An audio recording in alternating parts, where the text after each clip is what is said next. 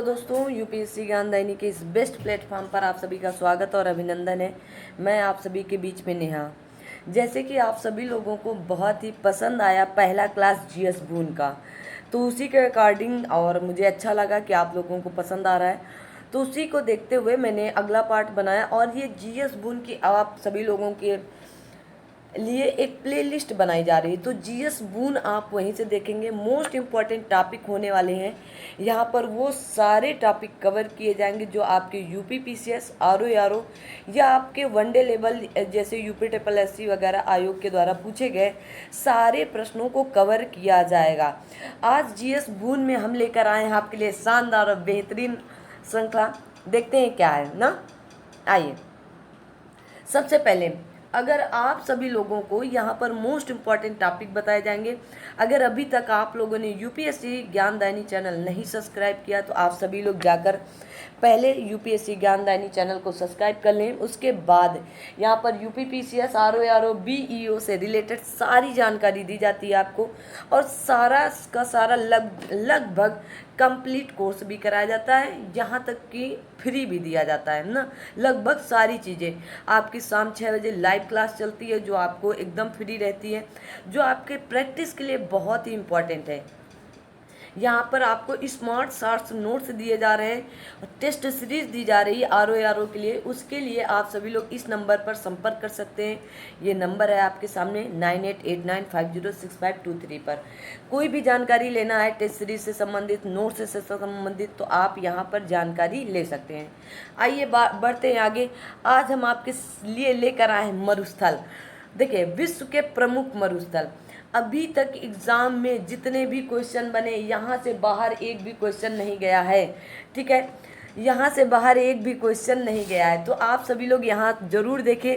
ये सारी चीज़ें आपके बिहार शिक्षक भर्ती में भी बहुत ही इम्पॉर्टेंट है, क्योंकि जीएस वहाँ पर लगभग 70 से 80 क्वेश्चन पूछे जाएंगे, तो यही सब पूछा जाएगा ना।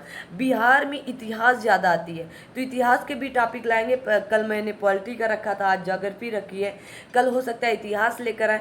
जो इम्पोर्टेंट टॉपिक होंगे हम घूम फिर कर हर एक सब्जेक्ट को एकदम फुल्ली तरीके से टच कराते हुए निकलते चलेंगे ना। तो अभी धीरे धीरे शुरुआत है, तो अपनी ये शुरुआत बेहतरीन होनी चाहिए। तो आज हम लोग बात करने वाले हैं मरुस्थल की। तो विश्व के प्रमुख मरुस्थल किसकी बात करेंगे? विश्व के प्रमुख मरुस्थलों की आज बात करने वाले हैं। तो आइए देखते हैं। सबसे पहले मरुस्थल होते क्या हैं भाई? कुछ लोग तो यही नहीं जानते होंगे कि मरुस्थल हैं क्या, है। तो उनके लिए देखो, कहा गया उस क्षेत्र को मरुस्थल कहते हैं जहाँ पर वार्षिक वर्षा 25 सेंटीमीटर से कम होती हो। जहाँ पर क्या हो, 25 सेंटीमीटर से कम वर्षा होती हो, उस क्षेत्र को हम क्या कहेंगे? मरुस्थल कहते हैं, डेजर्ट कहते हैं। इंग्लिश में कुछ लोग सोचते होंगे क्या कहा जाता है, तो आप कहेंगे डेजर्ट कहा जाता है। ठीक है ना। यहाँ पर एक वैज्ञानिक है, कौन से वैज्ञानिक है? तो कौन से वैज्ञानिक है? तो आप कहेंगे एक जर्मन वैज्ञानिक है। कौन से? जर्मन वैज्ञानिक है। उन्होंने कुछ और भी बताया, देखिएगा, सुनिएगा। ये कथन और कारण में ये बात पूछी गई थी, इसलिए मैंने बताया आप लोगों को ना।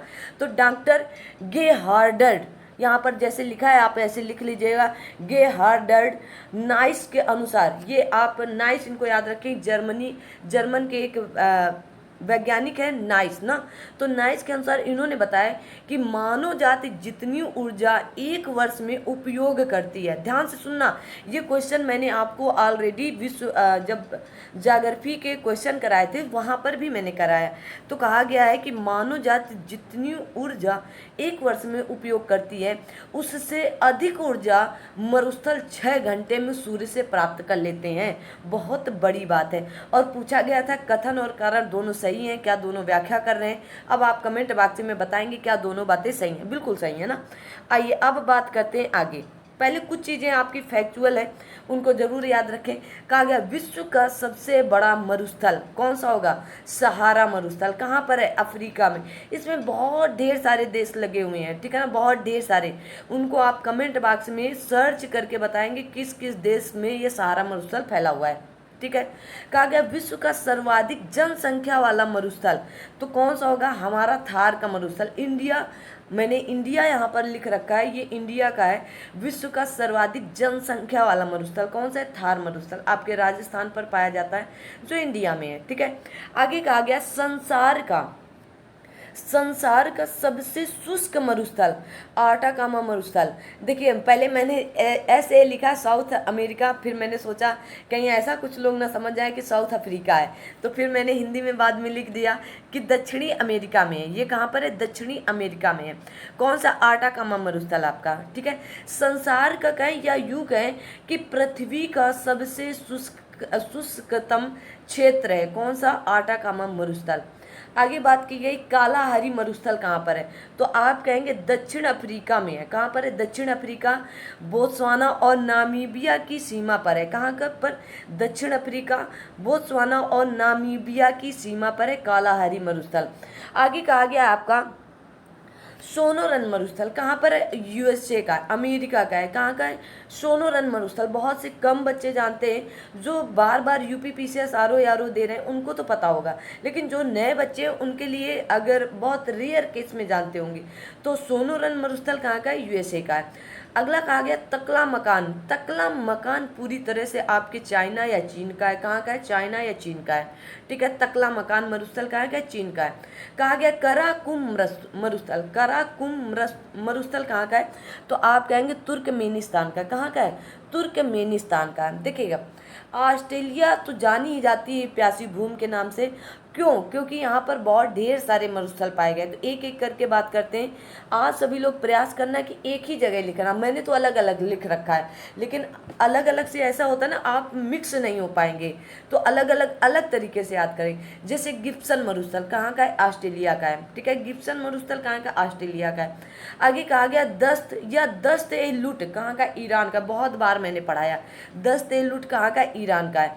गोभी का मरुस्थल, यहाँ गोभी नहीं है, आप खाने वाली फूल गोभी नहीं है, या बंद गोभी नहीं है, भी नहीं है, बी है, बी फॉर बीबी, है ना। तो गोभी का मरुस्थल कहाँ का है? तो आप कहेंगे चीन और मंगोलिया की सीमा पर है। देखिएगा मंगोलिया जो है ना, चीन और किसके बीच में फंस गया है? रूस के बीच में फंसा हुआ है। चीन और रूस के बीच में क्या है? मंगोलिया है, याद रखिएगा। तो चीन और मंगोलिया की सीमा पर क्या है?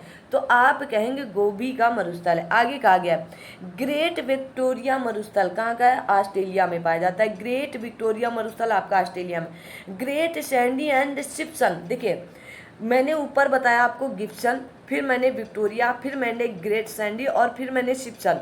ये सारी की सारी कहाँ पर? आपके ऑस्ट्रेलिया। ऑस्ट्रेलिया में ही आपकी क्या है? प्यासी भूमि के नाम से जाना जाता है। ठीक है, आगे रब अल खाली मरुस्थल कहाँ का है? मोस्ट इंपॉर्टेंट है, सऊदी अरब का।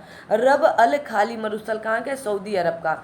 आगे कहा गया है काइजिल, कहा गया काइजुल कुम, या इसी को कहा जाता है काइजुल कुम मरुस्थल कहाँ का है? उज्बेकिस्तान, तुर्कमेनिस्तान एवं कजाकिस्तान पर है। ये तीनों की सीमा पर स्थित है। कौन सा? काइजिल कुम। काइजिल कुम कहाँ का है? उज्बेकिस्तान, तुर्कमेनिस्तान और आपका कजाकिस्तान की सीमा पर है। फिर यहाँ पर कहा गया दस्त ए कबीर। ऊपर मैंने बताया था दस्त ए लुट ईरान का है, और यहाँ पर है दस्त ए कबीर कहाँ का? ईरान का है। ठीक है, आगे है आपका पैटागोनिया का मरुस्थल। किसका? पैटागोनिया का मरुस्थल किसका है? अर्जेंटीना में है। ठीक है, कहाँ पर? अर्जेंटीना पर। आगे आपका बड़ा ही अजीब सा नाम है, लेकिन आप याद करें इसे, चूहा हुआन। चूहा हुआन मरुस्थल कहाँ का है? तो आप यूएसए और मैक्सिको की सीमा पर।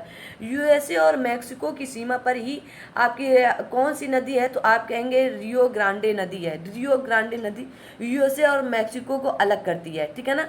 मैक्सिको आपका चांदी के लिए जाना जाता है। किसके लिए? चांदी के लिए जाना जाता है। ठीक है, आगे बढ़ते हैं। कहा गया है नमीब मरुस्थल कहाँ है? तो अफ्रीका में है, नामीबिया में। कहाँ पर? नामीबिया में। नमीब मरुस्थल कहाँ है? अफ्रीका का है, नामीबिया में है। ठीक है, फिर आगे आपका नूबियन मरुस्थल। एक जगह कोई नहीं बताएगा आपको, और ये मरुस्थल ना लोग एक एक घंटे, डेढ़ डेढ़ घंटे बताते हैं। अरे भाई 10 मिनट के मरुस्थल हैं, बच्चों को गुमराह नहीं करिएगा। नूबियन मरुस्थल कहाँ का है? ये भी अफ्रीका का है। तो अफ्रीका में कहाँ?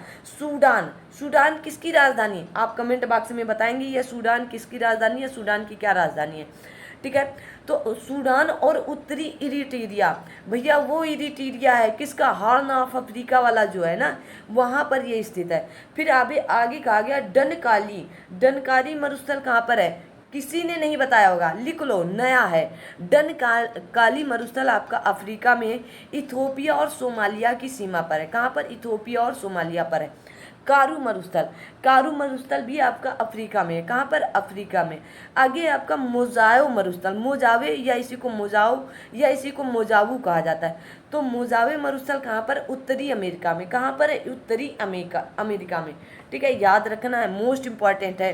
फिर कहा गया स्टुअर्ट मरुस्थल, यह स्टुअर्ट रेगिस्तान कहाँ का? ऑस्ट्रेलिया का। देखिए ऑस्ट्रेलिया के कितने मरुस्थल है, एक जगह आप इकट्ठा करके लिखना अब ना, आपका ये काम है, मेरा नहीं, आपको ये करना है। तो स्टुअर्ट रेगिस्तान कहाँ का है या मरुस्थल कहाँ का है? तो ऑस्ट्रेलिया का है। ये रही आज के महत्वपूर्ण आपके क्या? मरुस्थल। और इनसे आपको क्या करना है? याद करके रखना है, ये आपके महत्वपूर्ण मरुस्थल हैं। तो आज की ये महत्वपूर्ण जो मोस्ट इम्पॉर्टेंट आपके मरुस्थल हैं, इनको आप जरूर याद करें और इनसे आप 2 नंबर कम से कम पा सकते हैं। अगर मिलान करने के लिए आएगा तो 4 एक साथ आते हैं बच्चा, तो इन सभी को आप मिलान करने के हिसाब से याद करके रखें। क्या करके रखें? इन सभी को मिलान करने के हिसाब से याद करके रखें।